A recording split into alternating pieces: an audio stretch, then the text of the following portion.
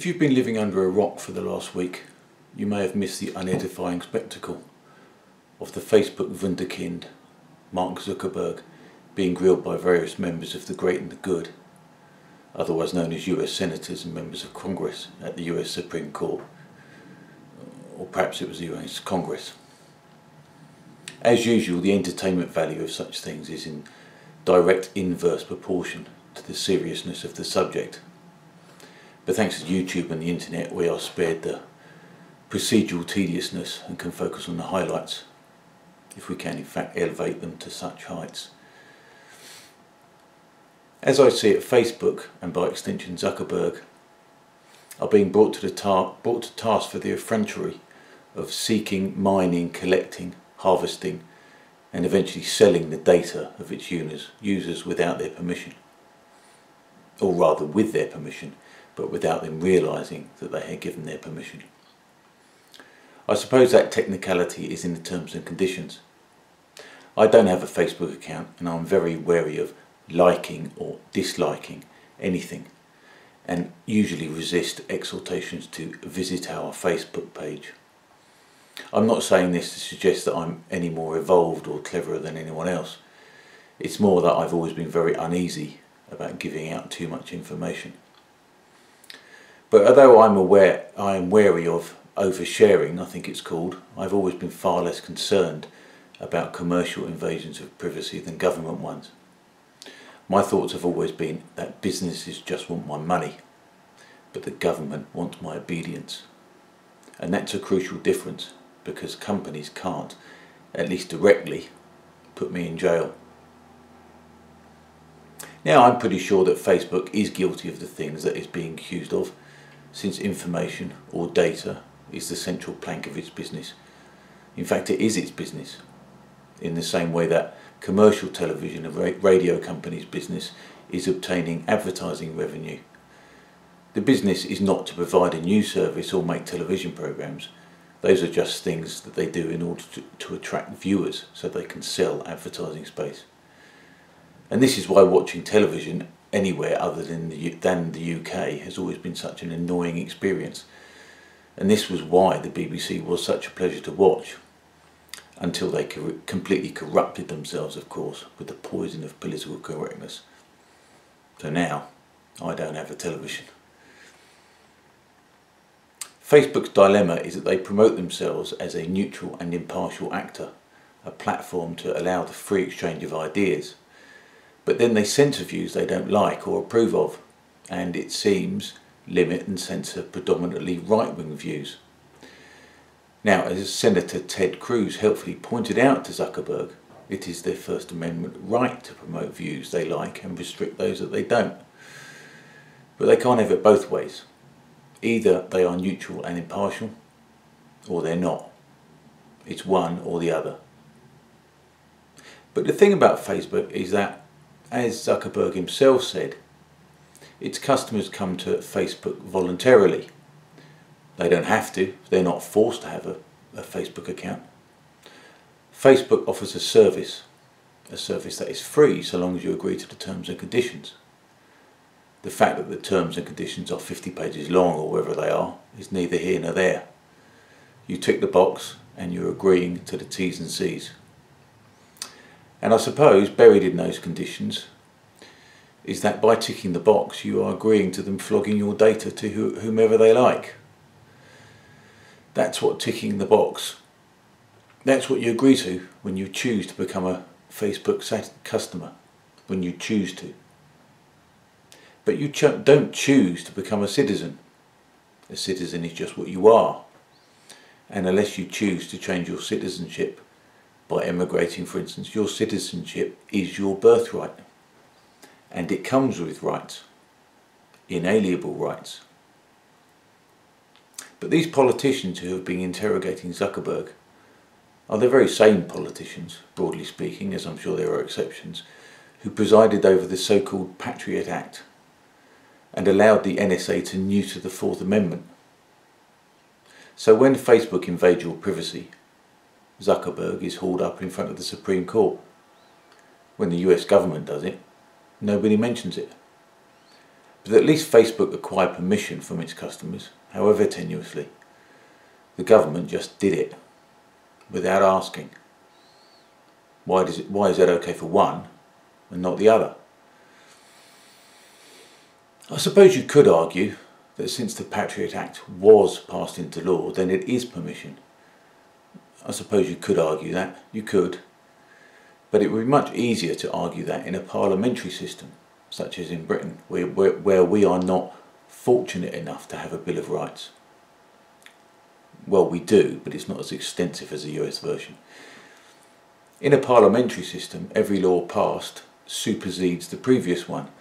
So there is no real limit to what laws the government can introduce. That's why we have the idiocy of the hate laws.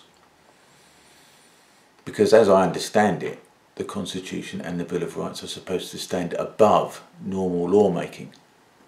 Is that not how it works?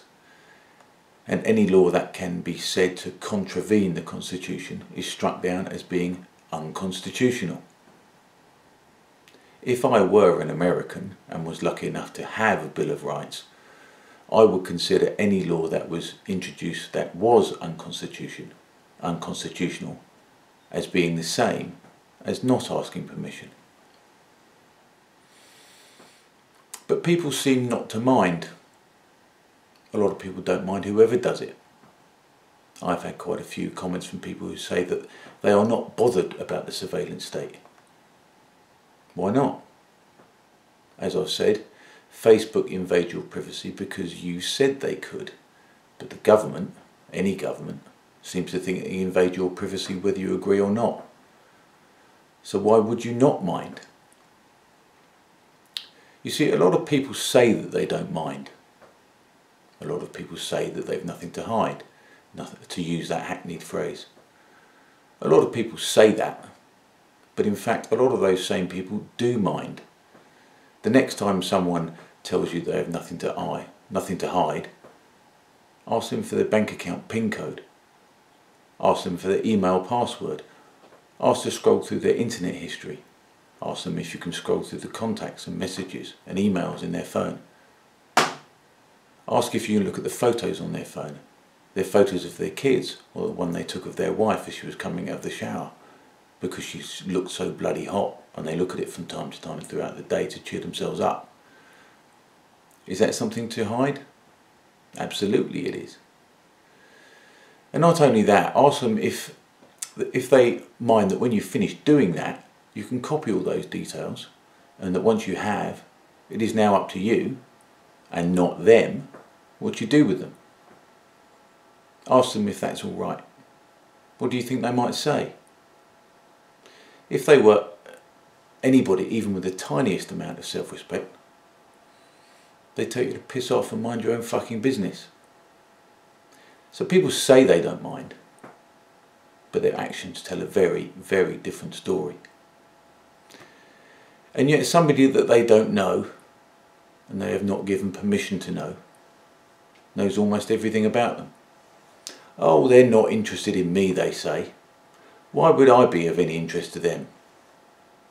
Well, you probably won't, since you don't mind that. And because you don't mind that, there are probably all sorts of other things that you don't mind that you should. But then, of course, they aren't interested in you because you'll never be a threat. They aren't interested in you because you are malleable, you are compliant. You'll never stand up for yourself or for others. You'll never fight injustice. You'll never complain about corruption. They aren't interested in you because they know you'll never stand for anything, and you will always, always, always do as you're told. But how far does that go? How narrow is the line that you must toe in order for them to be not interested? How about if they decided to build a motorway through your back garden? Would you complain then?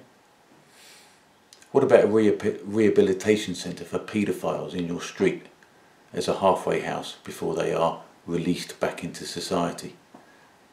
What about then? What about if the government pursued an illegal war and it went bad and they introduced conscription and came to send your son or your daughter off to the front?